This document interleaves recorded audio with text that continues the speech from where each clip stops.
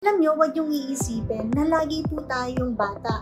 Hindi porket bata tayo, lagi tayong may panahon para simulan ng mga investments na to. Hindi palaging guaranteed na pagbata ka, hindi ka magkakasakit, hindi ka maaaksidente.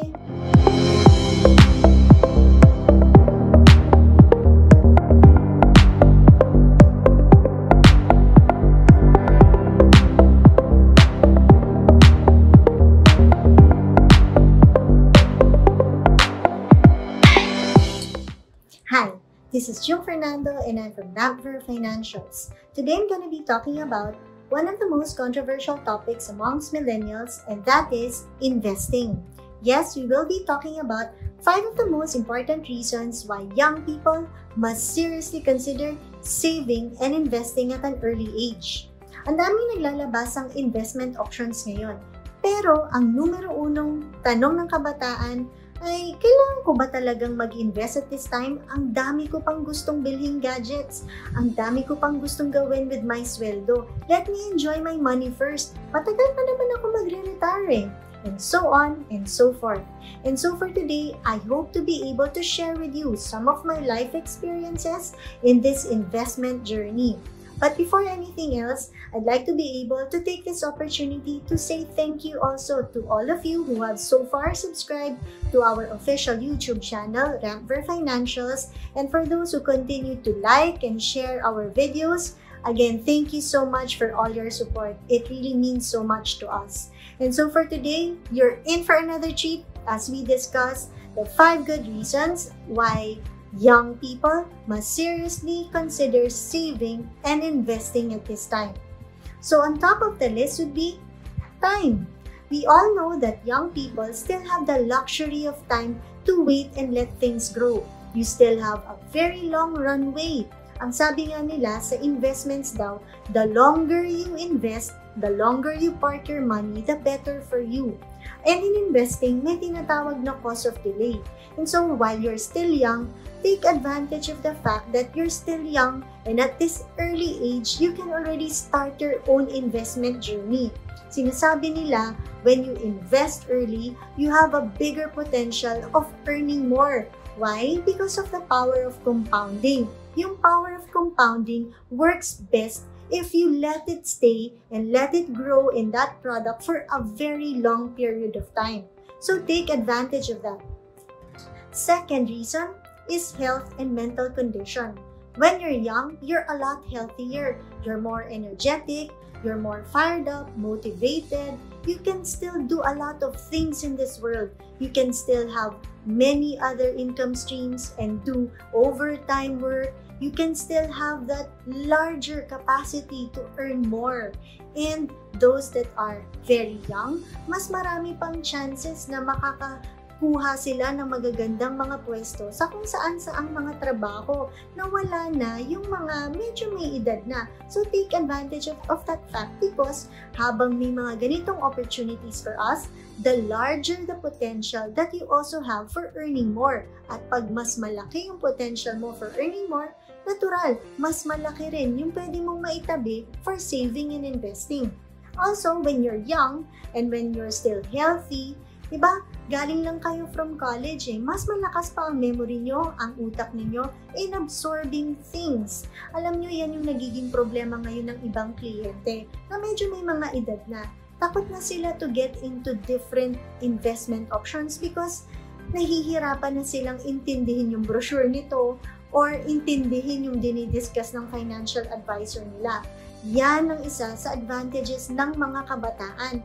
Siyempre, mas sharp pa kayo. Mas madali for you to understand the things that are written on the brochure or that are being discussed by financial advisors. In the process, you'll be able to make better investment decisions. Third, while you're healthy, siyempre, mas marami pa kayong chances of getting the right insurance products for you. Kasi mas marami pa kayong choices. Kasi mas marami pang insurance companies yung tatanggap sa application nyo. Ang problema kasi, pag kumuha kayo ng insurance ng matanda na kayo or ng medyo may edad na kayo, marami na kayong sakit niyan. Marami na rin kayong mga tinatawag na preconditions, mga illnesses na nagsulputan along the way.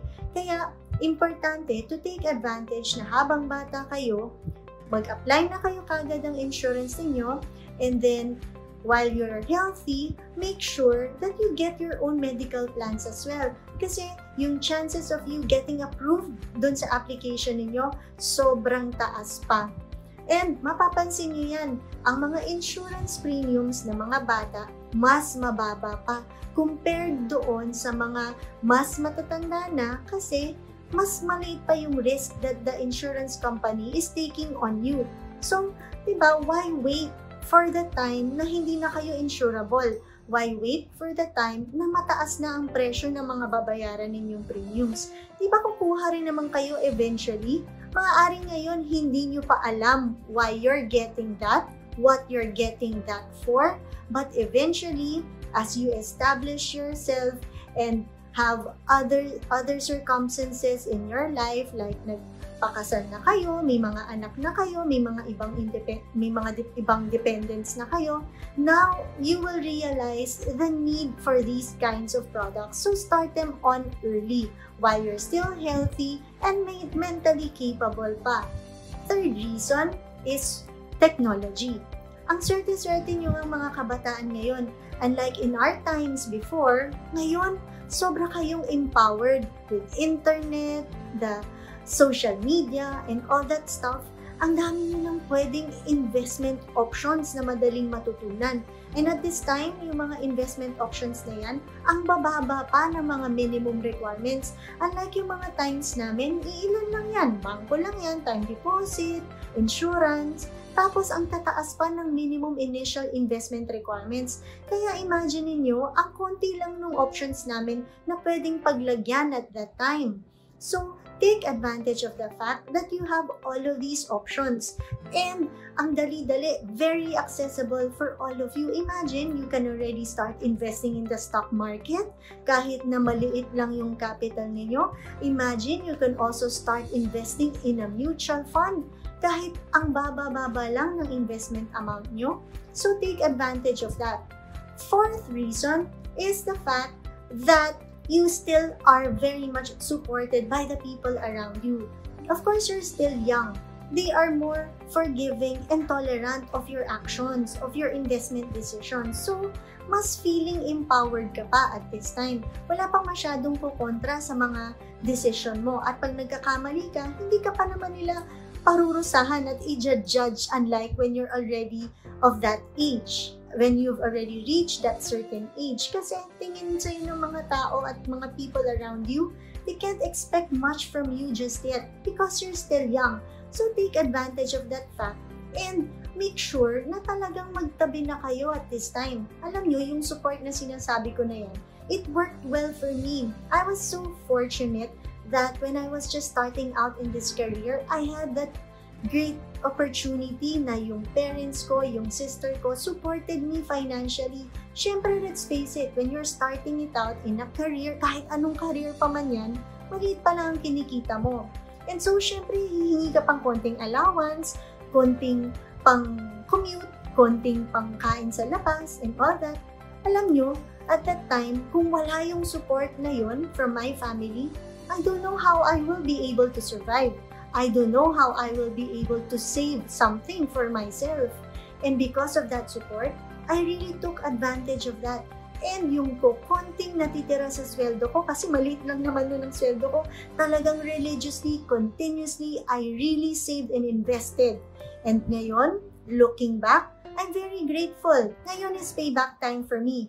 Looking back, kung hindi ko ginawang mag-invest at mag-save early, wala rin siguro kung matatamasan kahit papanong kaginhawaan na dulot ng mga savings and investments ko when I was still very young. And I was, I think, 20 years old lang when I started to save and invest on a monthly basis. Kung nagawa ko, kaya mo rin yun. Kaya nyo rin yun. Madali lang naman eh, lalo na with today's technology, with today's options. You are so empowered. You have to do it now while you still have the capacity to do so, and while the people around you are still so supportive of your actions. Take advantage of that.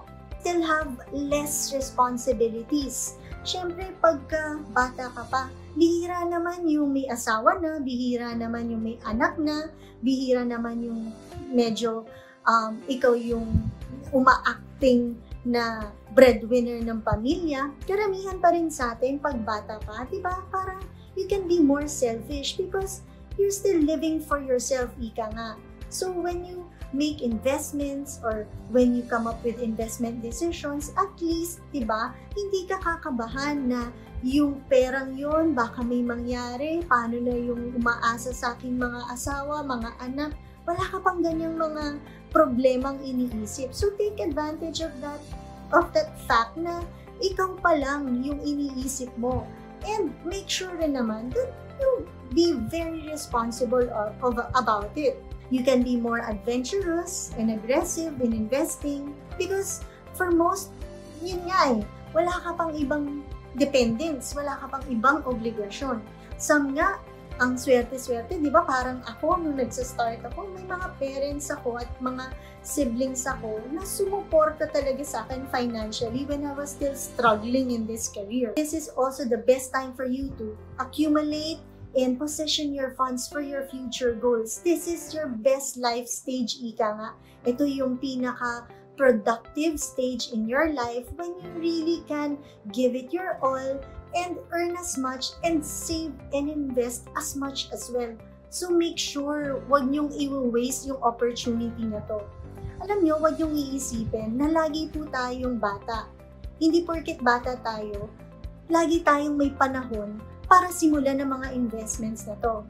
Hindi palaging guaranteed na pagbata ka, hindi ka magkakasakit, hindi ka maaaksidente, o hindi ka maagang kukunin ni Lord. Kaya make sure that once you're given the opportunity, once you have that fund to be able to invest in, set up that account, invest early, and take advantage of the fact that you can start very young at this investment journey. And you know, you won't regret it.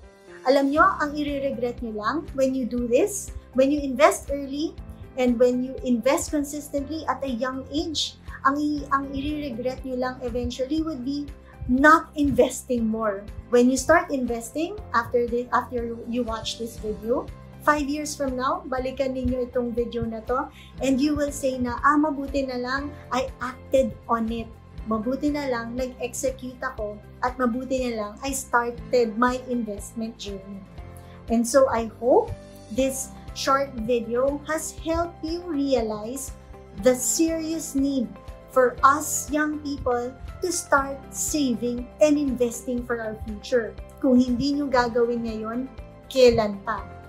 And if you think you like this video and this has been a very good reminder to everyone, please don't forget to like and subscribe to our YouTube channel, Damper Financials, and please tap that bell icon for our future updates. This has been June Fernando. Thank you so much for all your support, and God bless us all.